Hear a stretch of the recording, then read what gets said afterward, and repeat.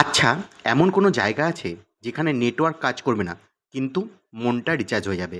হ্যাঁ, সেই রকমই একটি জায়গায় আমরা আজকে ঘুরতে গেছিলাম। বাঁকুড়ার রানীবাঁধ ব্লকের একদম শেষ প্রান্তে লুকিয়ে থাকা মায়াবী জায়গা সুতান। আজ আমরা যাব জঙ্গলমহলের রানী দেখতে। সুতান হলো বাঁকুড়ার এক আদিবাসী গ্রাম।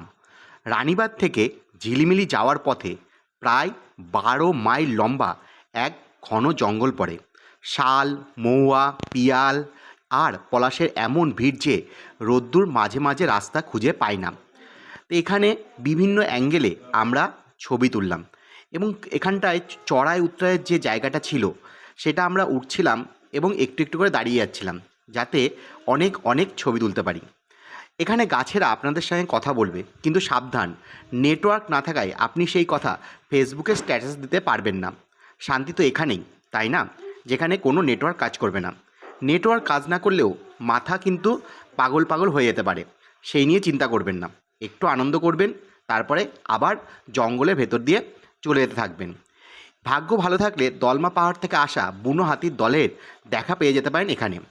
এছাড়া ময়ূর তো যখন তখন আপনার সামনে টুম্পা সোনা বলে নেচে দিয়ে চলে যেতে পারে। আমার সামনেও কিন্তু এরকম হয়েছিল। শান্তি খুঁজতে জঙ্গলে এলাম, কিন্তু এখানে শান্তি তো দূরে থাক, রাস্তা খুঁজে পেলেই বাঁচি। তারপর আস্তে আস্তে আমরা আবার ফিরে আসলাম সেই জঙ্গলের মধ্যে দিয়ে, সেই ১২ মাইল লম্বা জঙ্গল। এখানে দেখুন ময়ূর দেখা যাচ্ছে রাস্তার মধ্যে, প্রকৃতির কোলে, প্রকৃতির মধ্যে কিন্তু ময়ূর দেখার মজাই আলাদা। রাস্তাটা তো চমৎকার সুন্দর ছিল, যেন মনে গান গাইতে ইচ্ছা করছিল।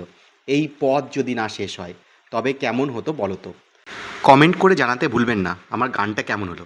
জানি আমি গান পারি না, কিন্তু দেখা হচ্ছে পরের ভ্লগে। কোথায় যাচ্ছি? মুকুটমণিপুর।